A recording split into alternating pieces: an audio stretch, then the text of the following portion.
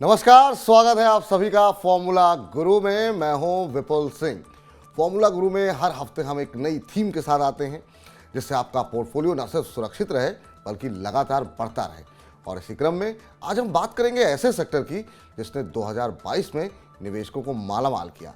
जी हाँ, आज हम बात करेंगे बैंकिंग सेक्टर की और जानेंगे कि क्या 2023 में भी बैंकिंग शेयर धमाल मचाएंगे।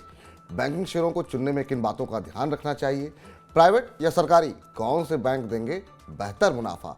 ऐसे ही तमाम सवालों के जवाब आज हम तलाशेंगे आज के शो में। लेकिन सबसे पहले उन बड़े सवालों पर नजर डाल लेते हैं जिन पर आज हम चर्चा करेंगे। तो सबसे पहले आपको बता दें कि ये जानने की कोशिश करेंगे कि जिस तरह की बातें सामने निकल के आ रही हैं, दिसंबर के अंदर हमने देखा है कि 5 महीने के निचले स्तर पर क्रेडिट डिमांड जो है आती हुई दिखाई दी है। इसका बैंकिंग सेक्टर पर क्या असर होगा, बैंकिंग क्षेत्र पर क्या असर होगा, इस पर विस्तार पूर्वक चर्चा करेंगे। आज के पूरी चर्चा को हमने 2 हिस्सों में बांटा है। पहले हम ओवरऑल बैंकिंग सेक्टर के मैक्रो लेवल पर बात करेंगे और फिर सेक्टर पे बात करेंगे, फिर निवेश पर बात करेंगे। तो पहला सवाल ओवरऑल बैंकिंग सेक्टर को लेकर के होगा कि क्रेडिट डिमांड जो घटती हुई दिखाई दे रही है उसका क्या असर होगा। इसके अलावा दूसरा सवाल ये है कि बढ़ी हुई ब्याज दरें और महंगाई ऐसा लग रहा है कि अभी लंबी चलेगी, इसका बैंकिंग पर क्या असर होगा, बैंकों पर क्या असर होगा। ये बहुत महत्वपूर्ण सवाल है क्योंकि बढ़ती ब्याज दरों में आने वाले समय में इस तरह की आशंकाएं हैं कि लोग हो सकता है कर्ज की मांग में कमी आए। 2022 में हमने देखा था कि काफ़ी ज़्यादा बैंक के पास लिक्विडिटी इसलिए बनी रही क्योंकि आरबीआई की तरफ से लगातार जो है बैंकों को राहत दी जाती रही। ट्रेजरी के ज़रिए काफ़ी पैसा बैंकों ने लिया था। लेकिन अभी की जो मौजूदा स्थिति देखने को मिल रही है, क्या वाकई में लिक्विडिटी की कोई कमी नहीं होगी, ये एक महत्वपूर्ण सवाल है। लेकिन इसके अलावा जो महत्वपूर्ण सवाल है बैंकिंग सेक्टर को लेकर के, चौथा महत्वपूर्ण सवाल ये कि 2023 में बैंकिंग शेयरों में निवेश कितना फ़ायदेमंद रहेगा, ये महत्वपूर्ण सवाल होगा। और यहाँ से अब हम बात करेंगे शेयर बाजार की। बैंकिंग शेयरों को चुनते समय किन बातों का ध्यान रखना चाहिए, वो कौन से आंकड़े हैं कि जिन पर आपको नज़र रखनी चाहिए, क्योंकि हर बैंक चलेगा इसकी कोई गारंटी नहीं है। कौन से वो आंकड़े हैं, इस पर बातचीत करेंगे। 2023 में बैंकिंग शेयरों का आउटलुक किस तरीके से देख रहे हैं आज के हमारे एक्सपर्ट, और कौन से शेयर चलेंगे, किस तरह के रिटर्न वहाँ एक्सपेक्ट कर सकते हैं, इन तमाम मुद्दों पे बातचीत करेंगे। इसके अलावा ये भी जानेंगे कि जो मांग घटती हुई दिखाई दे रही है उसका क्या बैंकिंग शेयरों पर नकारात्मक असर देखने को पड़ेगा। क्या इसकी वजह से अगर जो है डिमांड घट रही है तो बैंकिंग शेयर क्या अंडर परफॉर्म करेंगे, ये महत्वपूर्ण सवाल हो जाता है। अब इसके बाद आते हैं कि बैंकिंग कंपनियों के नतीजे, अगर हम रिजल्ट्स पढ़ रहे हैं तो उनमें क्या कुछ देखना चाहिए, किन नंबर्स पे आपको नज़र जो है निश्चित रूप से डालनी चाहिए। क्या वो एनपीए हैं, क्या वो एनआईएम है, क्या कंपनी के डिपॉजिट हैं, क्या कंपनी ट्रेड है, इन तमाम में से महत्वपूर्ण आंकड़े कौन से, इस पर आपको नज़र डालनी चाहिए। मिड कैप या फिर लार्ज कैप, अगर पैसे ही लगाने हैं तो किस में बनेंगे पैसे, रिटर्न कहाँ अच्छे मिलेंगे, ये भी समझेंगे। और इसके अलावा महत्वपूर्ण सवाल ये है कि भाई प्राइवेट में पैसे लगाएं, प्राइवेट बैंक में या फिर सरकारी बैंक में, कौन से शेयर आउट परफॉर्म करेंगे, इस पर भी हम बातचीत करेंगे। और सबसे आखिर में हम आज के खास मेहमान जो हमारे जुड़ेंगे हमारे साथ, रवि सिंह जी, उनसे हम बातचीत में ये समझेंगे कि उनके पसंदीदा 5 बैंकिंग शेयर कौन से हैं जहां पर उनको लगता है कि अच्छे रिटर्न आते हुए देखने को मिल सकते हैं। तो एक एक करके इन सवालों को अपने एक्सपर्ट से पूछें, उससे पहले आपको जरा रूबरू करा देते हैं हमारे आज के फॉर्मूला गुरु से। जी हाँ, शेयर इंडिया के VP research head doctor Ravi Singh ji आज हमारे साथ कार्यक्रम में जुड़े हैं। रवि जी, बहुत बहुत आभार, अभिनंदन, स्वागत है आपका आज के इस कार्यक्रम में हमारे साथ जुड़ने के लिए। और हर बार आप जुड़ते हैं तो हम लोग बहुत विस्तार से चर्चा करते हैं अलग अलग थीम्स के ऊपर, अलग अलग चीज़ों के ऊपर, और तमाम दर्शकों को हम लोगों की ये बातचीत और आपका ज्ञान काफ़ी पसंद भी आ रहा है। लेकिन आज के प्रश्न पूछें उससे पहले आपसे जानना चाहेंगे कि अभी बाज़ार की दिशा को आप किस तरीके से पढ़ रहे हैं, देख रहे हैं, क्योंकि ऐसा लगता है कि एक रेंज में फंसा हुआ है और बहुत लोग डरे हुए हैं कि बाज़ार यहाँ से क्या किसी बड़ी गिरावट के संकेत दे रहा है। क्या आप कैसे पढ़ रहे हैं अभी के लिए बाज़ार को? पहले तो विपुल जी, बहुत बहुत धन्यवाद मुझे एक बार फिर से आपके साथ जोड़ने के लिए। और अब मैं अपने जो व्यूज शेयर करता हूँ आपके दर्शकों के साथ, उसका जो आभार मिलता है उसके लिए बहुत बहुत धन्यवाद। धन्यवाद जी। जी, अब देखिए, मार्केट की यहाँ पर अगर चर्चा करूँ तो मुझे एक चीज समझ में आती है कि यहाँ पर ओवरऑल जो सेंटीमेंट है वो थोड़ा सा बुल और बियर के बीच में लड़ाई दिखाई दे रही है साफ साफ। जैसा जी। आप हेडलाइन भी जो चल रही है कि बुल और बियर में किसका पलड़ा भारी, तो मुझे ऐसा लगता है कि एक पल इस तरीके की न्यूज आती है जिससे लगता है कि अब बुल यहाँ पर हावी हो रहे हैं, फिर एक पल ऐसी न्यूज आती है जिससे लगता है कि अब बियर हावी हो जाएंगे। तो ओवरऑल खींचातानी रस्सा कसी तो यहाँ पर चल रही है। जी। लेकिन मार्केट के सेंटीमेंट को ओवरऑल समझें तो अभी 1 फरवरी जब तक बजट है तब तक मार्केट में अलग अलग सेक्टर स्पेसिफिक बाइंग देखने को मिलेगी।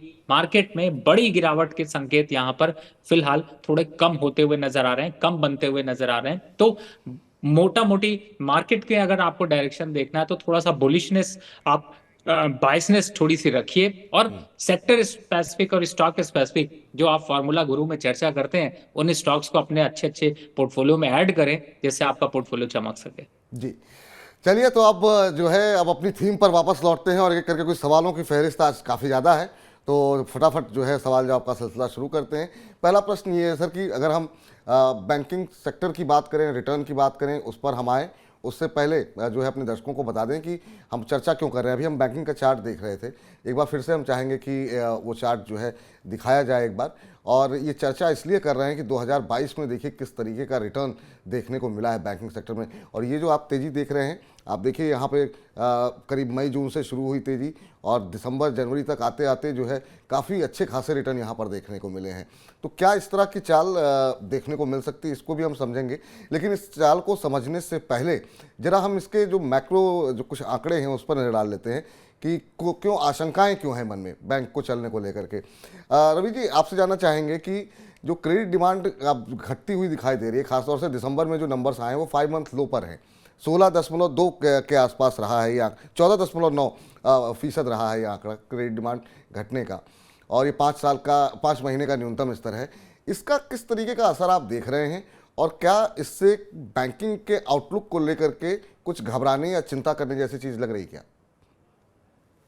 देखिए, सिर्फ ये एक महीने के अगर इस दिसंबर के आंकड़ों को अगर देख करके आप अंदाजा लगाएंगे जी। तो मुझे लगता है कि वो शायद पूरे बैंकिंग सेक्टर में व्यू को जानने के लिए थोड़ा सा कम नंबर्स हैं। अगर ये कंटिन्यूएशन में रहता है यहाँ पर, ओवरऑल देखिए इसका इम्पैक्ट तो जरूर होगा, बैंक के नेट इंटरेस्ट इनकम पे इम्पैक्ट भी करेगा, लेकिन एक महीने के आंकड़ों से इतना ज्यादा इम्पैक्ट नहीं करेगा, क्योंकि आगे जिस हिसाब से इकोनॉमी ग्रो करेगी, अगर उस पर भी डिमांड इस तरीके की रही, या फिर ये नंबर्स अगर 2 से 3 महीने तक रिपीट करते हैं तो शायद यहाँ पर दिक्कत की बात होगी। लेकिन मुझे लगता है कि मेजर अभी ऐसी कोई प्रॉब्लम यहाँ पर नजर नहीं आ रही, बल्कि इनफैक्ट अगर थोड़ा बहुत इस न्यूज की वजह से या इस इम्पैक्ट की वजह से अगर थोड़ा करेक्शन मिलता है तो शायद यहाँ पर स्टॉक्स जो है वो आम आदमी की पहुंच के पास होंगे, क्योंकि जिस हिसाब से रिटर्न आपने दिखाए हैं, अगर आप ओवरऑल बैंकिंग सेक्टर में देखें तो बहुत से स्टॉक्स ने आपको 90%, 80%, छोटे बैंकों ने तो दिए हैं, बड़े जी। बैंकों की बात करें तो उन्होंने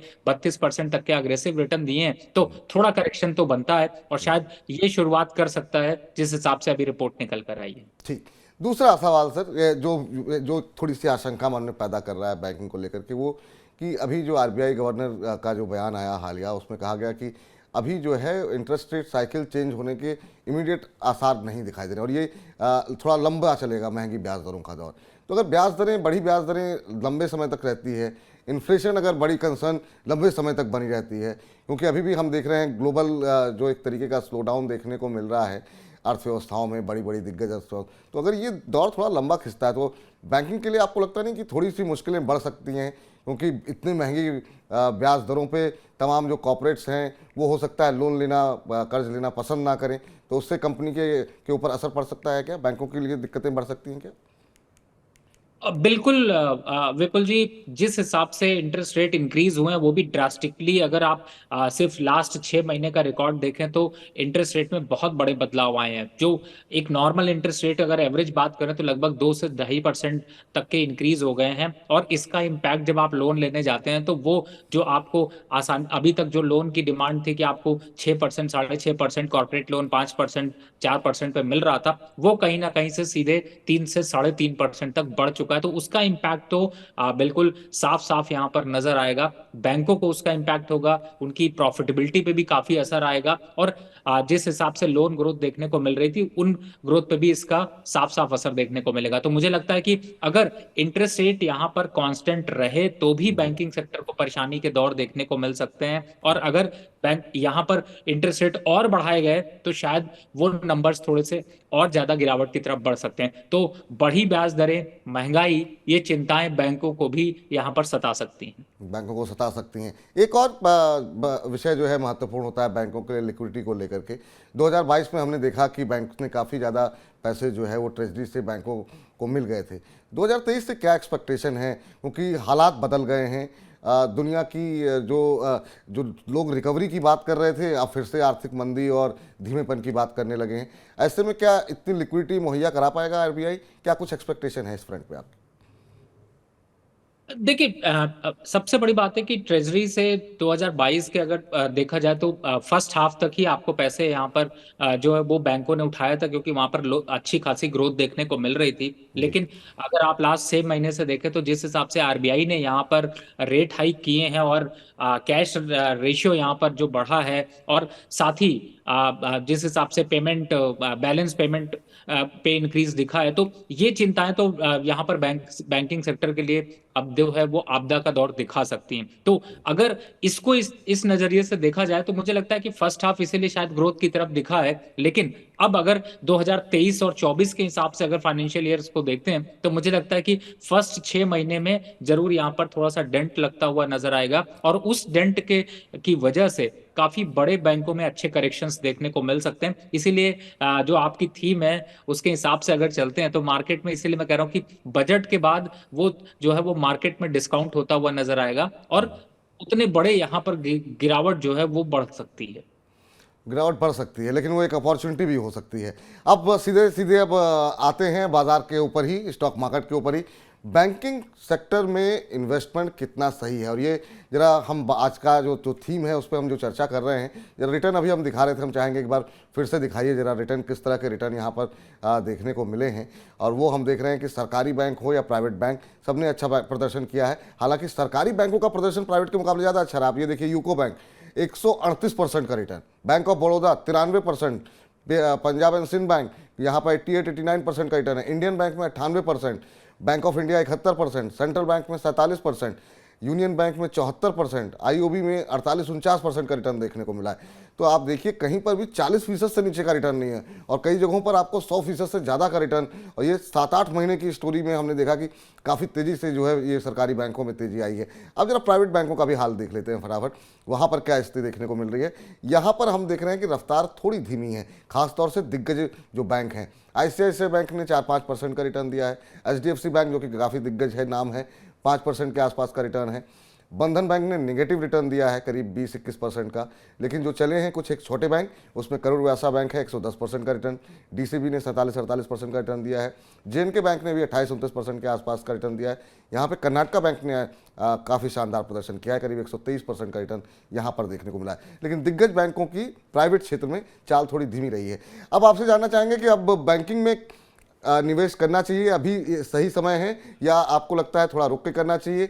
अभी अगर हम पोर्टफोलियो बनाएं तो बैंक में कितने पैसे लगाने चाहिए? अब पोर्टफोलियो में क्या हिस्सेदारी बैंक की होनी चाहिए? विपुल जी, देखिए, आपके जो ये पूरा का पूरा शो है, इसकी थीम यही है कि हम इन्वेस्टर को ज्यादा से ज्यादा जागरूक कर सकें और सही जगह पे निवेश करके रिटर्न पा सकें। बिल्कुल। बैंक ने यहाँ पर 50% से ऊपर, 100% से ज्यादा के रिटर्न दिए हैं, लेकिन आप बिलीव करिए कि जो जब इन्वेस्टर से बात करता हूं तो वो कहीं ना कहीं से छोटे छोटे प्रॉफिट लेकर निकल जाते हैं। 30%, 20% का प्रॉफिट आया, निकल गए, और प्रॉफिट को रन नहीं करते हैं, यानी कि अपने प्रॉफिट को और बड़ा नहीं देख पाते हैं। तो इस कार्यक्रम के माध्यम से लोगों को हम यही जागरूक करने की कोशिश कर रहे हैं। अब रही बात इस समय का जो सिनेरियो है उसमें पोर्टफोलियो में, देखिए, सबसे बड़ी बात है कि 25% हिस्सा आपको अपने पोर्टफोलियो का जरूर बैंकिंग सेक्टर में रखना चाहिए। और मैं ऐसा इसलिए कह रहा हूं क्योंकि देखिए, जिस हिसाब से अभी इकोनॉमी ग्रो कर रही है, आप इकोनॉमी में ये देखते हैं प्रोजेक्शंस बड़े बड़े देखने को मिल रहे हैं, वो सारा रूट बैंकिंग सेक्टर के थ्रू ही होगा।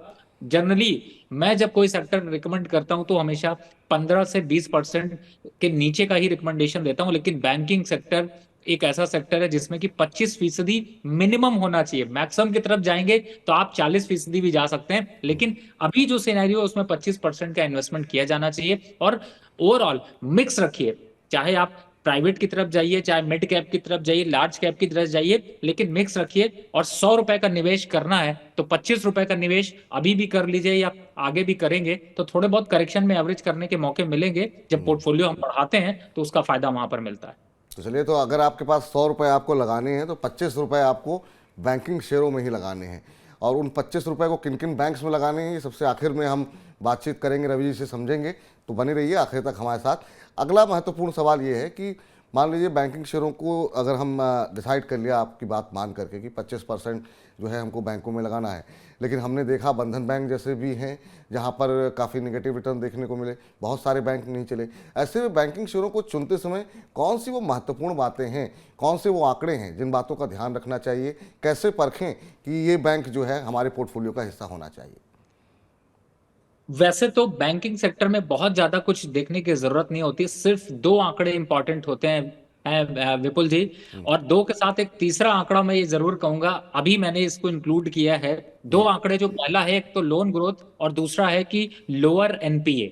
सिर्फ यही दो आंकड़े आप किसी भी बैंक के देखिए, आपको लोन ग्रोथ कितनी हो रही, कितना बैंक जो है वो लोन दे रहा है, और उससे एनपीए कितने कम हो रहे हैं। बस यही दो आंकड़े इंपॉर्टेंट होते हैं। और तीसरा है कि उसका मैनेजमेंट कौन कर रहा है, यानी कि आजकल ये बहुत ज्यादा जरूरी हो गया है, क्योंकि ये कैपेबिलिटी, जिसके पास मैनेजमेंट कैपेबिलिटी ज्यादा अच्छी है, प्रोडक्ट ज्यादा अच्छे लाते हैं, उनके सेल्स अच्छे होते हैं, रेवेन्यू बढ़ जाते हैं। तो मुझे लगता है सिंपल तरीके से अगर समझे तो सिर्फ दो चीजें जरूरी हैं, यानी कि लोन ग्रोथ और लोअर एनपीए। इन नंबर्स को टैग कर लीजिए, सारे बैंकों का चेक कर लीजिए, शॉर्ट लिस्ट कर लीजिए, जो टॉप के 5 बैंक मिलते हैं वो निवेश के लिए आपको अच्छे मिलेंगे। तो मुझे लगता है इन्हीं इसका जरूर, इस इंपॉर्टेंट पॉइंट का जरूर ध्यान रखें। चलिए, ये दो महत्वपूर्ण आंकड़े हैं और तीसरा आंकड़ा काफ़ी महत्वपूर्ण है, क्योंकि हमने देखा कि यस बैंक का क्या हश्र हुआ और सिर्फ मैनेजमेंट में बदलाव, राणा कपूर आ रहे हैं, जा रहे हैं, उनको इस्तीफा देंगे, और उसके चलते हमने देखा कि कितनी बुरी तरीके से यस बैंक की पिटाई हुई।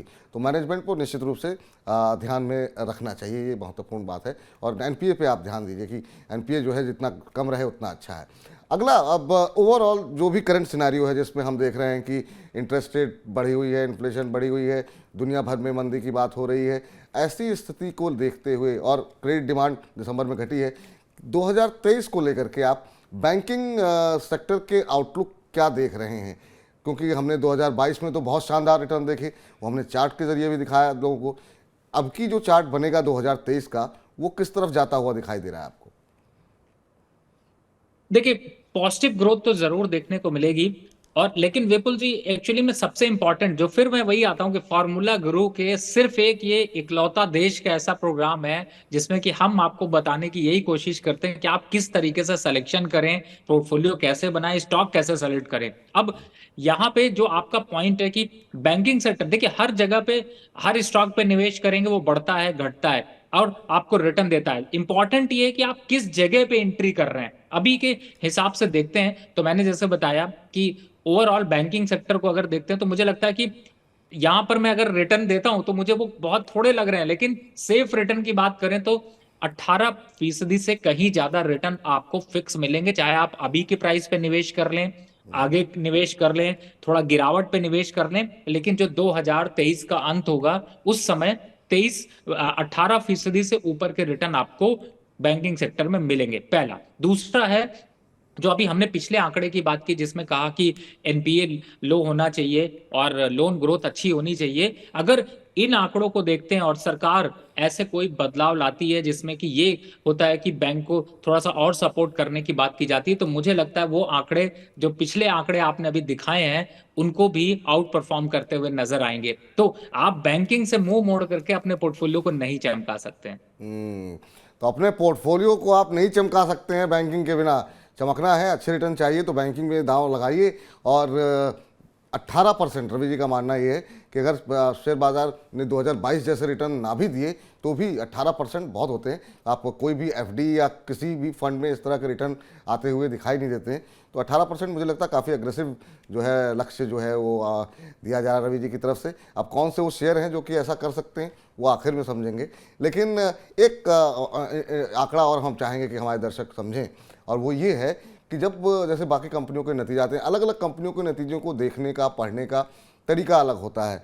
हम देखेंगे टेलीकॉम की बात करेंगे तो हम पहले आरपूस कैसे हैं वो देखते हैं। किसी आईटी कंपनी का मामला है तो हम दूसरे आंकड़ों पर नहीं डालते हैं। बैंकिंग कंपनियों के जो नतीजे आते हैं उनमें किन चीज़ों पर ध्यान देनी चाहिए? क्या एनपीए पे ध्यान देना चाहिए? कंपनी के एनआईएम क्या है इस पर ध्यान देना चाहिए? कंपनी की डिपॉजिट और क्रेडिट ग्रोथ कैसे हो रही है इस पर ध्यान देना चाहिए? कौन से वो एक दो आंकड़े हैं जो आपको लगते हैं कि इन पर जो है नज़र रखनी चाहिए बैंकों की? मुझे लगता है विपुल जी, आप अगर इसका आंसर देंगे तो ज्यादा बेहतर होगा, क्योंकि आपने तो बता ही दिया कि हमें एक्चुअली में किन बातों का ध्यान रखना चाहिए। बिल्कुल ऑब्वियसली कि इंटरेस्ट रेट को यहाँ पर देखना चाहिए, बैंक कितनी प्रोविजनिंग कर रहा है ये इंपॉर्टेंट है, बैंक की प्रॉफिटेबिलिटी कहाँ से आ रही है वो इंपॉर्टेंट होता है, और साथ ही किस ग्रोथ के साथ बैंक की ग्रोथ अटैच है। तो ये अगर फाइनेंशियल नंबर्स पे इसको आप कन्वर्ट करेंगे तो जो आपने अभी बताए हैं वही आपके होते हैं कि आपकी इनकम कितनी यहाँ पर इंक्रीज हो रही है, प्रोविजनिंग कितनी कर रहे हैं, और साथ ही एनपीए के बाद आपका नेट इंटरेस्ट कितना बन रहा है, या फिर ग्रॉस एनपीए में कितनी गिरावट है। ये सबसे इंपॉर्टेंट पॉइंट है। और रही बात रेवेन्यू की, तो बैंक का देखिए रेवेन्यू, अब बैंकों के रेवेन्यू कई जगह से आने लगे हैं। जैसे बैंक के एसेट से रेवेन्यू आते हैं, बैंक के इंटरेस्ट का तो एक इनकम का एक पैमाना माना ही जाता था, लेकिन साथ में अब बैंक के कई प्रोडक्ट्स की भी इनकम यहाँ पर आती है। तो मुझे लगता है कि रेवेन्यू में अगर डाइवर्सिफिकेशन है तो उस बैंक के फंडामेंटल यहाँ पर ज्यादा स्ट्रांग है। जी। अब आते हैं सीधे सीधे जो मोटी बातें हैं जो हमारे दर्शक सुनना चाहते हैं उन सवालों पर आते हैं। मिड कैप या लार्ज कैप, किसमें आपको लगता है कि दांव लगाना चाहिए? क्योंकि अभी जरा एक बार फिर से हम जरा अपने दर्शकों को वो ग्राफिक्स दिखा दें, रिटर्न सरकारी बैंक के और जो हम अभी दिखा रहे थे वहाँ देखेंगे हम कि मिड कैप ने एक तरीके से लार्ज कैप को आउट परफॉर्म किया है। अब जो शेयर चले हैं जिन्होंने शानदार प्रदर्शन किया है उसमें यूको बैंक देखिए आप, मिड कैप कंपनी है। इंडियन बैंक देखिए, इसके अलावा अगर हम यूनियन बैंक की भी बात करें वहाँ 74-75%, जबकि जो दिग्गज बैंक है चाहे वो एसबीआई हो, निजी में अगर हम बात करें आईसीआईसीआई बैंक की, एचडीएफसी बैंक की, वहाँ पर उस तरह के रिटर्न नहीं मिले। ये देख सकते हैं आपके आईसीआईसीआई बैंक 4.5-5% का रिटर्न है, एचडीएफसी बैंक में 4-5% का रिटर्न है, एसबीआई में भी उस तरीके का रिटर्न नहीं आया जिस तरीके के मिड कैप कंपनियों में देखने को मिला। अगर अभी चुनना हो तो क्या मिड कैप पर ही दांव लगाएंगे? आपको लगता है कि नहीं लार्ज कैप ही जो है आने वाले दिनों में अच्छा परफॉर्म करें? ये चार्ट देखिए किस तरीके का रिटर्न यूको बैंक ने दिया, और 2-4-5 महीने की स्टोरी रही पूरी, कितनी सुस्त चाल थी पूरे साल भर, और एकदम से आखिरी के 2-3 महीने में शानदार प्रदर्शन। ये बैंक ऑफ बड़ौदा एक साल में 92-93% का रिटर्न यहाँ पर भी आता हुआ दिखाई दिया। रवि जी, आपकी टिप्पणी। देखिए सबसे बड़ी बात है कि मैं बैंकों पे अगर बेट करना है तो ये बिल्कुल छोड़ दीजिए। अब के समय में कोई भी मिड कैप लार्ज कैप की बैंक के बजाय ज्यादा अच्छा है कि जो आपको रिटर्न दे सकता हो उस स्टॉक को सेलेक्ट करिए। और मुझे ऐसा लगता है कि आपको दोनों मिक्स करना चाहिए। मिक्स करने का मतलब है बड़े बैंक आपको स्लो ग्रोथ देते हैं लेकिन आपका रिटर्न जो है वो स्टेबल होता है। जो छोटे बैंक हैं, जो मंझोले बैंक होते हैं, उनमें आपको वोलेटिलिटी ज्यादा देखने को मिलती है। और मिड कैप में जितनी तेजी आप 90-95% की देखते हैं वो तेजी में डेंट भी बड़ा तेजी से लगता है। तो मुझे लगता है कि आप समझदार इन्वेस्टर बनिए, आप फार्मूला गुरु के इस मंत्र को जरूर समझिए, इस फार्मूले को समझिए कि आपको अपना पोर्टफोलियो बढ़िया बनाना है, अच्छा बनाना है और हेज बनाना है। यानी कि आपको लालच में नहीं जाना, सेफ रखना है। अपना पैसा सेफ रख लिया तो रिटर्न आ जाएगा। तो आपको कोशिश ये करनी है कि आप मिक्स बनाइए, मिड कैप को भी रखिए, लार्ज कैप को भी रखिए, तो आपका रिटर्न ज्यादा अच्छा होगा। तो एक अच्छा मिक्स आपको तैयार करना है, अच्छी अच्छे कंपनियों को चुनना है, अच्छे बैंक को चुनना है, कंपनी की बैलेंस शीट को देख करके चुनना है। फिर से फ़र्क नहीं पड़ता कि वो मिड कैप है या लार्ज कैप है। तो आपको अच्छे बैंकों के बारे में कौन कौन से हैं अच्छे बैंक वो बाद में बताएंगे, लेकिन उससे पहले एक और महत्वपूर्ण सवाल रह गया है, वो ये कि प्राइवेट या सरकारी किस तरह के बैंकों में निवेश जो है वो ज़्यादा रिटर्न देगा।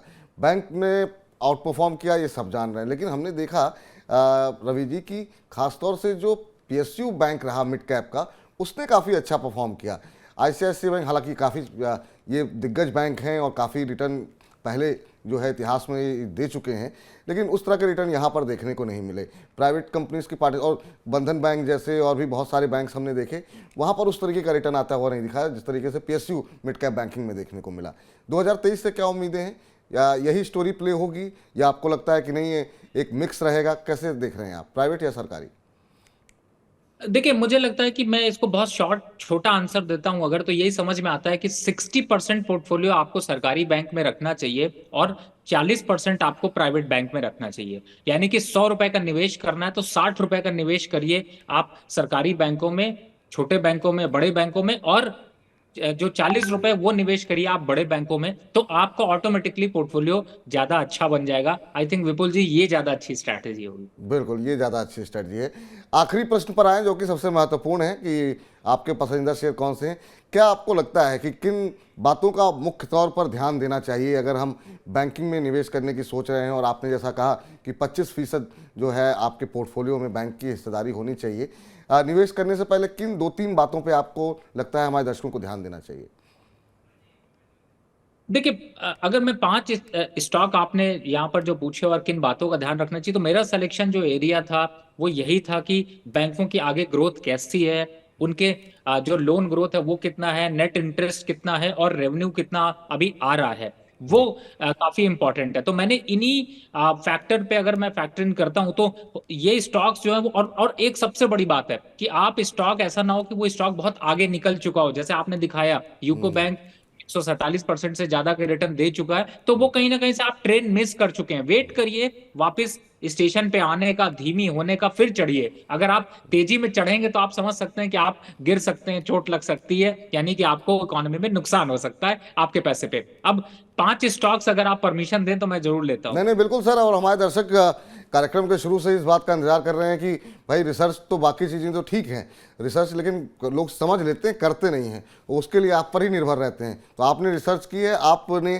किन क्राइटेरियाज पे ये 5 शेयर सेलेक्ट किए हैं, उसके जानकारी के साथ अगर 5 शेयर बताएं अपने तो। जी देखिए, मेरा पहला शेयर तो मैं हमेशा एसबीआई पे ही दांव लगाता हूं, क्योंकि जितना बड़ा बैंक है, गवर्नमेंट की ज्यादातर स्कीम्स हैं वो जो है वो एसबीआई के थ्रू ही रूट करी जाती है, तो इसका यहाँ पर प्रॉफिटेबिलिटी अच्छी खासी बनी है। और लोन के जब बारी आती है तो खास तौर से जो बड़े लोन्स हैं उसकी तरफ एसबीआई का हाथ काफी बड़ा है, तो मुझे लगता है एसबीआई की तरफ फोकस करना चाहिए। और अभी जो रेट्स चल रहे हैं उसके हिसाब से भी देखते हैं तो 680 तक के टारगेट दिख रहे हैं, यानी कि 18-20% से कहीं ज्यादा ये रिटर्न दे सकता है। वैल्यूएशन अच्छे आ रहे हैं यहाँ पर, तो इसको बाय किया जा सकता है। दूसरा स्टॉक है, मैंने इसीलिए मिक्स बोला, तो दूसरा स्टॉक है यहाँ पर एचडीएफसी। प्राइवेट बैंकिंग में पिछले 1 सालों से देखा जाए तो कंसोलिडेशन देखने को मिल रही है, और जो निगेटिव नंबर्स, निगेटिव न्यूज थी वो कहीं ना कहीं से अब जो है वो एक बार को देखें तो ऑफ रिकॉर्ड होती जा रही है, और धीरे धीरे जो ग्रोथ प्रोस्पेक्ट्स है उसकी तरफ बढ़ रहे हैं। हालांकि एचडीएफसी बैंक का मर्जर की भी बात यहाँ पर कंप्लीट हो रही है, तो उसको भी लेकर के ग्रोथ पे काफी बड़ा फर्क आएगा, तो मुझे लगता है आपको ये स्टॉक जरूर पोर्टफोलियो में रखना चाहिए। तीसरा है आईसीआईसी बैंक।